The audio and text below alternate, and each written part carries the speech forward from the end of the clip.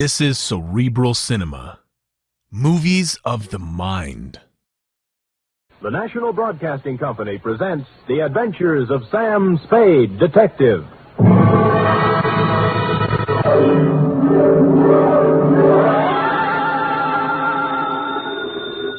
Sam Spade Detective Agency? Me, sweetheart. Sam, would you mind telling me where you are? Not at all, Effie, not at all. Let's see, I'm at the ill-rigged Rab Etile Seagrog. I don't understand it, Sam, but I think I caught the word grog. Oh, you're shrewd, Effie. You see, I'm on the inside, and the lettering is printed on the outside. Now, if you'll wait, I'll go outside and read it the right way, and then come inside and... Never mind, I've already guessed. You're at George's Elite Bar and Grill. Trapped. Say, answer me. You promised me you wouldn't. I am? Me? I promised? Me? You did, Sam. You promised faithfully to stay away from bars. You know how hard television is on your eyes. Have you got your glasses? One in each hand. Fill them up, George. Oh, Sam, I heard that. What will people think? They'll never know, Effie. I always drink here under another name. Oh. Just a little of the hair of the dog that bit me, Effie. But don't worry about me. Although it's true I have been dogging it and have been hounded from tree to tree, I am frisky as ever and will be in to unleash my canine chronicle, namely the dog bed caper, or he who lies down with dogs gets up with murder, or, condensed for easy reading,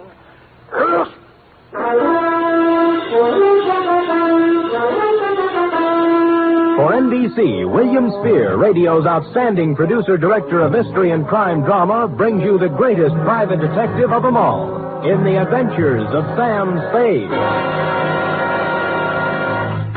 Effie? Here I am, Sam. Here I am, Sam. Effie, did you ever write poetry in school? Well, I was known as Emily Dickinson of Central High. I thought you had a touch of internal rhymes game there. I doodled a little poem about you today. Really? Well, redoodle. There was a detective named Spade with oodles of brains in his head. Clever.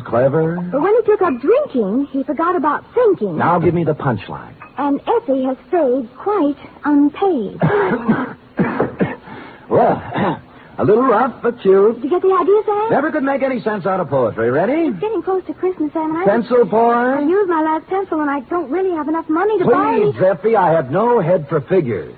All right, I give up. From Samuel Spade, license number 137596. Subject, the dog bed caper. Oh, Sam, I hope this is going to be all about dogs. I belong to the tail waggers, you know. Yeah. And I've read all the books by Jack Yeah. I just think... Down, Effie. Strangely enough, you will not meet a single dog in this story. Actually, this narrative has little indeed to do with our four-footed friends or their beds. And I'd change the title now, except that it's already gone out for publicity. Dear Dundee, it all started with a phone call to my secretary, Miss Effie Perrine, a doll, requesting my inimitable services at the investment counseling firm of Cameron, Incorporated. Clearing everything off my desk, 2 shoes with feet in them, my own, I went over. The firm of Cameron, Incorporated, was obviously not for the pushcart set. It was plush, ankle-deep rugs, imported drapes, and the receptionist. She had a plushness all of her own. I said hello in my plushiest voice, and she liked it. She said so. Oh, I like the way you said that. Say it again. Life is too short to go back even for a moment. The past is a dead thing, the present dying, only the future alive and vibrant. However, hello. Is there something? There is. Could I ask a question? Why not? I will rephrase the question. What time do you stop working this evening? Around 6. Care to have... Why not? There's a little bar around the corner, okay? Why not? Why not, indeed? Bring your own money? Well, come anyway. Your name? Celeste. Mine's Sam Spade. Who's Mr. Briggs? He called me. Major Briggs? Why, he's our chief accountant. I just happened to have my door open. Did I hear someone inquiring about me? This is Mr. Spade, Major Briggs. How do you do, Major? It's a pleasure to meet you in person, Mr. Spade. I'm the man who called you, you know. I'm grateful, sir. Now, what is it I can do for you and Mr. Cameron? Oh, it's not for me that I called. I haven't a worry in the world, and it's Miss Cameron. Oh. Old Cameron's been dead for many years now. I see. Whatever she wants, Mr. Spade, do a good job. We are all counting on you. Will you please announce Mr. Spade, Miss Roberts? Certainly, Major. If you'd excuse me. Nice to have met you, Major. Miss Cameron? Yes? Miss Spade's here. Send him in, please. Go on, Sam. Have fun. Think I might? Why not? That girl had the most beautiful double entendre in town. Well, to get on, Adela Cameron was a career woman, around 29, although the tailored suit made fine detective work difficult. No makeup, severe hairdo, and in spite of all this, chic. In fact, as we shook hands in a most businesslike manner, I had the feeling that something warm might well spring up between us. Something like a warm mutual dislike, maybe. But something.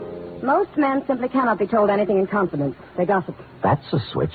I don't appreciate your humor, Mr. Spade. I accept your apology. I will tolerate you because of your reputation. All right.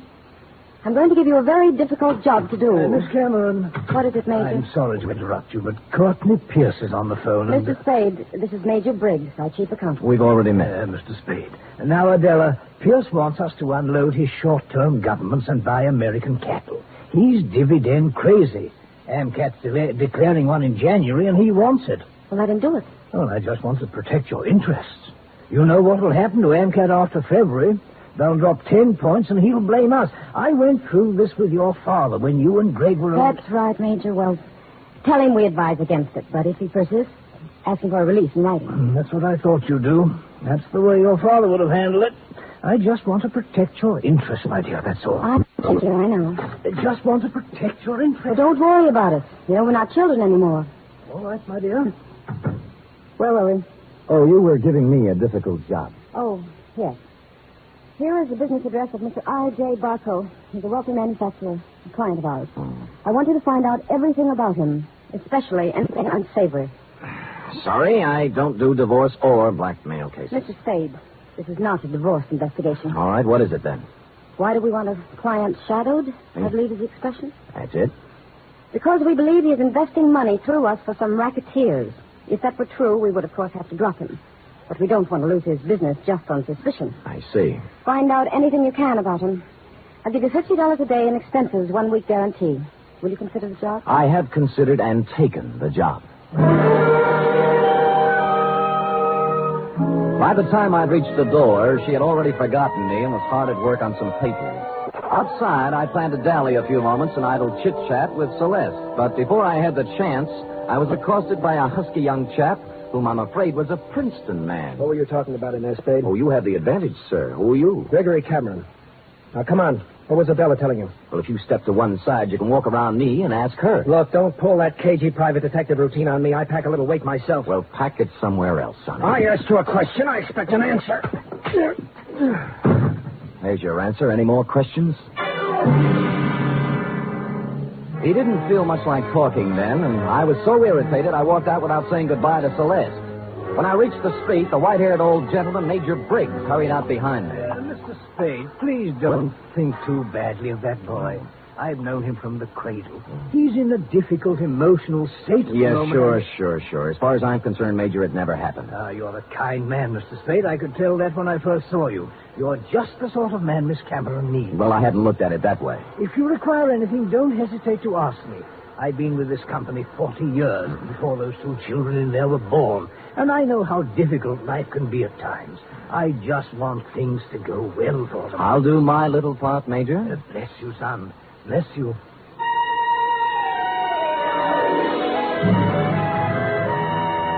I started to work. The card Adela Cameron had given me revealed that my quarry, Mr. I.J. Barco, was of all things a manufacturer of dog beds.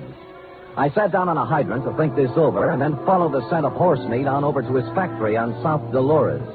It was built in the shape of a large doghouse, and outside stood a billboard with the message, "A survey of independent dog tracks, kennels, and canine corps proves that dogs choose Barco beds 2-to-1. I had to get a look at Barco himself, and so ruffling up the hair on the back of my neck, I trotted into the building, sniffing and wagging my tail in a very friendly manner.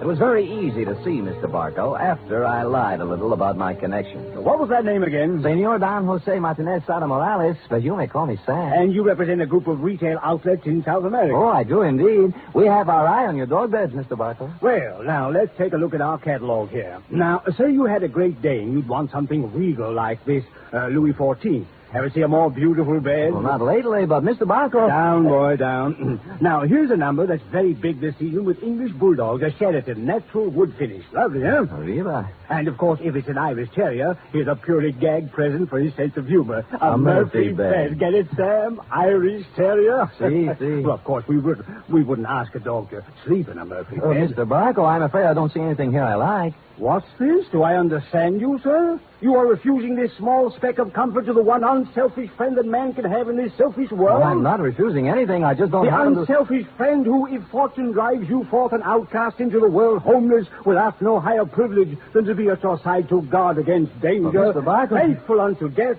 there by your graveside will be found the noble dog, My his graveside? head between his paws, his eyes sad but watchful, faithful... We shook paws, and I felt his nose to be sure it was cold. It was, and I left. I rented a car and took up a station outside the Barco factory. About 4 o'clock, he hurried out, jumped into a long, low vehicle shaped like a dachshund, and mushed off. I followed. An hour later, I was phoning my first report to Adela Cameron's secretary, Celeste. You went to the city hall. What did you do there, Mr. Spade? License bureau, marriage, not dog. Really? Where'd he go then? Grocery store, where he bought 1 bottle of olives, 1 bottle of vermouth, and 1 bottle of gin. I wonder what he's going to make. What recipe is that? Well, now he's in an apartment house on Post Street, just across from the drugstore I'm in, and judging from the groceries, intends to stay a while. He has laid in provisions. Uh-huh. Well, I guess that's all we wanted to know. What? Miss Cameron just told me to call you off the case. You'll still get your guarantee, though. Major Briggs will send you a check. Well, that doesn't make sense. Sam orders his orders. All right. What about tonight? I'm afraid not. Some other time. You mean it's all over? The half-daring, half-shy kisses on the Oakland ferry? The warm, passionate spring nights at Fisherman's Wharf eating abalone? Hello? Well...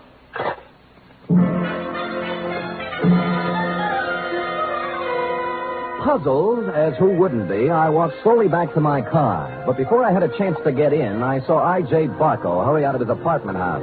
But he didn't enter his car. He came right for me. Spade! Just a minute, Spade. So sorry, my name is Don Jose Martinez Sada Morales, yet. Don't kid me, Spade. I'm not as stupid as I acted today. Huh. Look, I know why Adela Cameron is following me, and you don't. And you'll never find out, any more than the other 4 detectives did. I was the 5th choice? What? I shall speak with my agent about this. I'm going to tell her in person that this foolishness has to stop. If it doesn't, she'll live to regret it. One more thing. I presume you're going to follow me. Well, I'm turning right on Market and heading out to 1217 Ridgewood Place. You shouldn't have any trouble.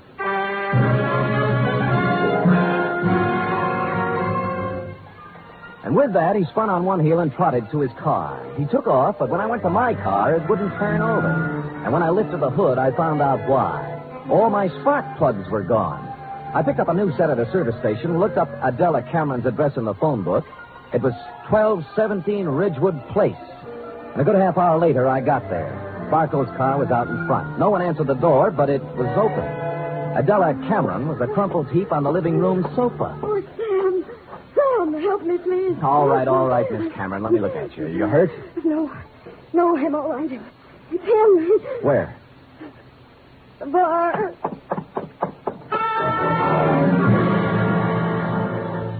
I hurried into the bar and was met with a strong odor of scotch. A bottle of it had been broken, and holding the neck of the bottle in one hand was I.J. Barco. He was on the floor, his hand slowly opened. The glass rolled out, and he died.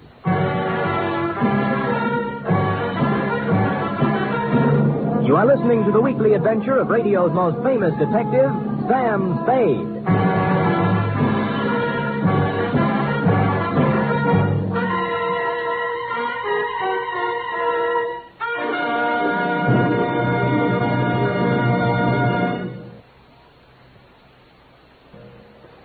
Act 2 of tonight's Sam Spade in just a moment. Meanwhile, here's news of other goings-on on NBC. There's no doubt about it, it's the big show. Not just any big show, but the big show. Brought to you every Sunday night over most of these NBC stations. An hour and a half of the very best in comedy, music, and drama. Your stars this Sunday on the big show include Fred Allen, Margaret Truman, Douglas Fairbanks, Danny Thomas, Mindy Carson, and many more. All presided over by the glamorous Tallulah. No wonder it's the big show. Saturday night on NBC means mystery with the man called X, a man without a name who travels the world over on missions of intrigue and peril. Herbert Marshall stars as the man called X tomorrow and every Saturday evening on NBC.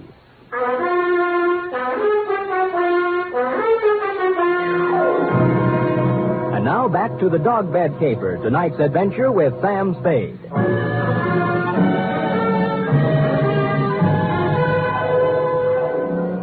It took 3 bullets in the chest to finish off I.J. Barco. He'd apparently been standing there pouring a drink. Barco broke the bottle as he fell.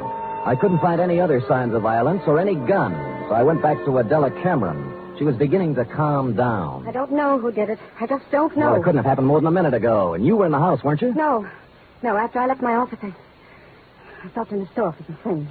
Then came home. When I was driving down Ridgewood, I heard some sound. And you thought they were a car backfiring? How did you know? I've heard this script before. Don't you dare accuse me of killing that man. It's not what I think that counts, but what the police accuse you of. Sam, I heard those sounds. I came in the house when I went into the bar. You didn't notice Barco's car out in front? Oh, I suppose I did. I don't know. I don't remember. Uh-huh. Who are you calling? Homicide. Sam, wait a minute. Listen, please. Wait for what? I want to tell you some things. All right. Go on. I kind of get the feeling I was hired to put the finger on the dog's best friend. That's not the way it was. The last thing in the world I wanted was for him to be killed. Oh, murdered, I mean. All right, what did you want? I'll tell you the truth. Why I really had you watching Barco. I'd be curious. We handled his investment account. My brother Gregory... We ran into each other. I heard. Well, Greg took $150,000 of Barco's money and invested it, without my knowledge, in a television company. I hear that medium's making money. But it turned out this company was just a front for some men who wanted to build a gambling syndicate up north. You mean your brother didn't know that? He knew, but there was supposed to be big money in it. He was going to give Barco a good profit and take the rest for himself. And Barco found out and threatened suit or something. He never would have known, but the deal fell through and the gambler said the money was gone. Then he asked about the investment. What could Gregory and I tell him? What did you? Unfortunately, the truth. We said we'd make up the money with interest, but he only gave us 90 days. We couldn't get it by then. So you didn't shoot him, your brother did, eh? No, Sam, no. He couldn't have. I know Greg. He'd have more sense. In my brief meeting with him, I didn't think he had any sense. Just one more thing before I call the police.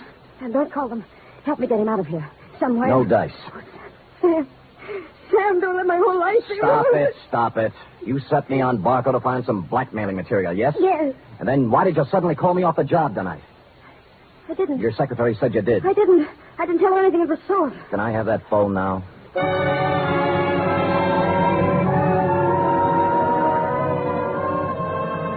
So I called you, Dundee. Before you arrived, I looked through Barco's pockets for something to do and came up with a picture of him and a girl taken outside a marriage chapel in Las Vegas. The girl was Celeste.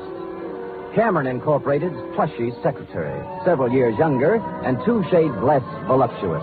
Her address, 627 Finley, was supplied by a now hysterical Adela Cameron.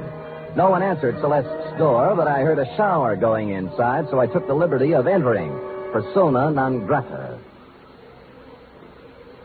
Is there somebody out there? There is. Well, who is it? Come out and see. Oh, No false moves now. Keep that towel right where it is. Am I doing here detective work? And I must say I've already found out a great deal. well, Sam, I'll admit I did express the interest in you, but if you recall, I told you not tonight. It's my only night off. Sam, please leave. I don't want any difficult scenes. All right, we knock off the cute touches and get down to business. You were married to I.J. Barco, right or wrong? Wrong. Wrong, it's right. You were married in Las Vegas at the chapel of the Flamingo Hotel, the Tower. I was only married one day. My parents had it annulled. I was underage. Well, you don't have to worry about him anymore. He's dead. No. Shot 3 times at close range. Oh, no. In Adela Cameron's house. What? Not by you, of course. Although, on the other hand, as you would say, why not? I didn't do it, Sam. Suppose you spill. He wanted me to marry him again. Why? Well, I know all about the money the Camerons misused. he found out Greg and I were in love. I should have known. He said he'd forget about the entire $150,000 if I'd marry him for 6 years. $25,000 a year. That's a good price. How can you talk like that? Practice, I guess. So, Gregory had another good reason for killing him. He didn't, Sam. I know he didn't. Anything that would stand up in court? I don't think so. Suppose we say you called me off Barco's tail so Gregory could get at it. I didn't. I called you off because I was supposed to meet I.J.'s apartment tonight and give him his answer. I couldn't do it with you there. Flimsy, but it might hold. The truth. I was going to see him, but I changed my mind. Any particular reason? You saw him. Would he be the kind of man I'd marry? You did once. Well, it looks bad for Greg. Because someone at Cameron Incorporated knew Barco was going to be at Adela's house. Sam, will you do me a favor? Maybe. Give me an hour. Then I'll go wherever you want. I'll tell you anything you want to know. Why an hour? Because if I'm going to live with myself, there's something I have to do. Well? Please, Sam. If you do, I'll give you some information you might want. For example? There was someone at Cameron Incorporated who knew that Barco was going to Adela's house.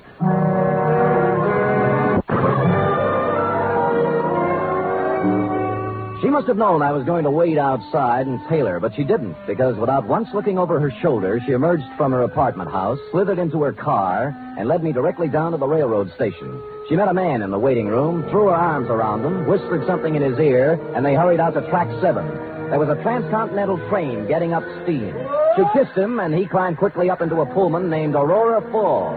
And almost as quickly, I climbed in the other end. We met in the middle. What are you doing here? I came to take you off the train, Greg, before you made a big mistake and left town. Now, look here, Let's not Spade. go through the intercollegiate talk again. Are you coming off, or am I going to carry you off? You're going to carry me off?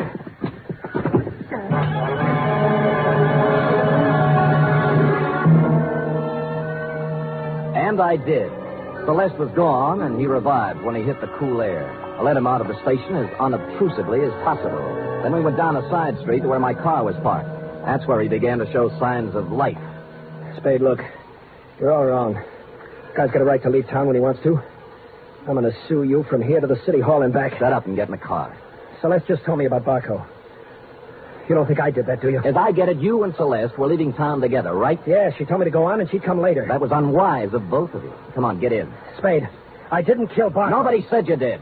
Now, if you'll kindly get in the car and give me an address I want, and you know, we'll go see who did kill I.J. Barco.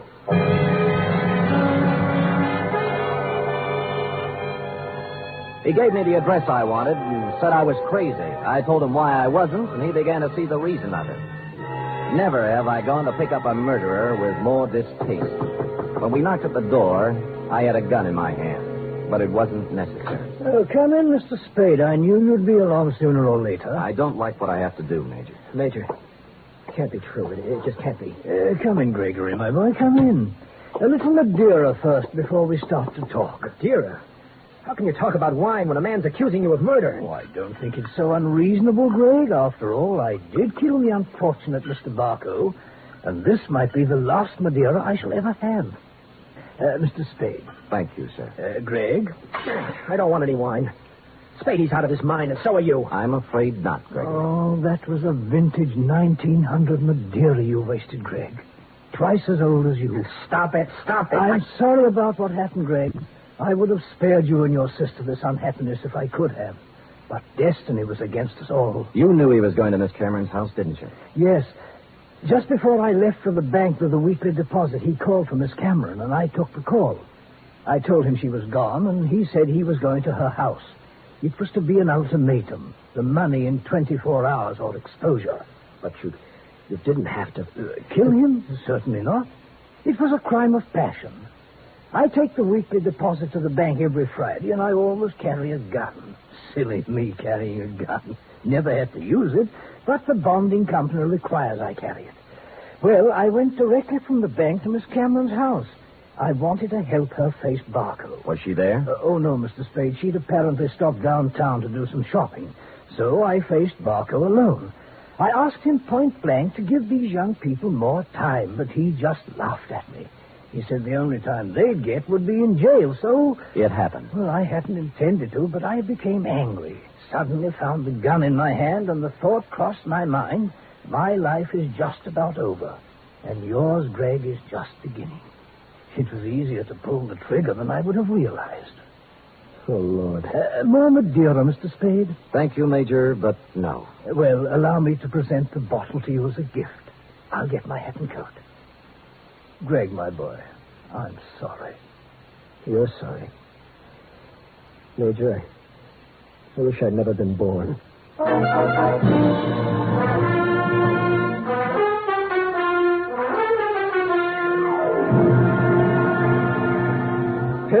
End of report. Oh, Sam, I wish I hadn't either. Hadn't what? Been born.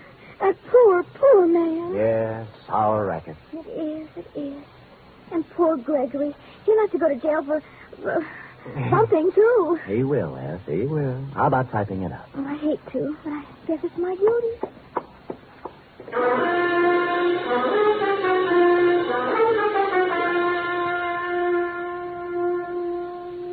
Three chimes mean good times on NBC.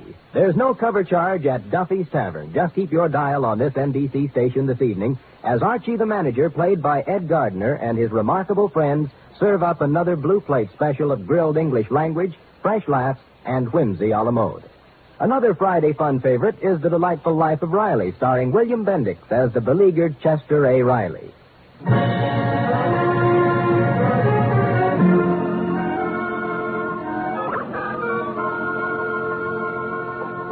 Here it is, Sam. Now let me see.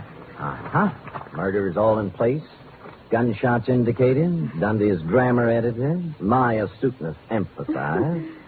Yeah, you've learned your job well, Effie. Oh, I'm glad you're pleased, Sam. Wait a minute. What's this? What? P.S. Dundee, hands off Celeste Roberts. She's mine. Effie, what's the meaning of that? Well, you are going back to see her, aren't you? After the way she threw herself at you, no? Do you think she's my type of woman? Oh, Sam, I think every woman's your type. Every woman but me. Now, Effie, come here. Would I have you working in this office if you weren't my type? Guess not. Well, then let that thought be your comfort. The world can have all the Celeste Roberts it wants as far as... Oh, I can't go through with it. You see, Sam, you can have her if you want to. But in the end, I know you'll come back to me. I never doubted it once. Oh, Sam, you don't know how much you mean to me. Yes, I do, Effie. 3 weeks back salary. Oh, you. Good night, Sam. Good night, sweetheart.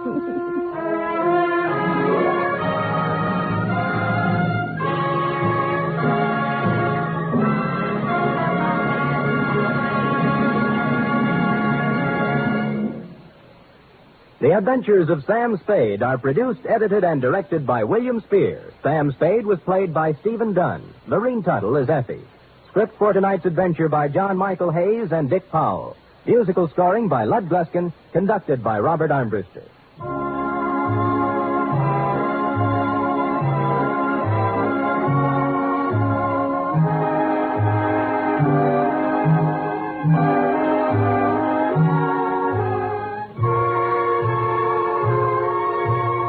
Join us again next week, same time, for another adventure with Sam Spade.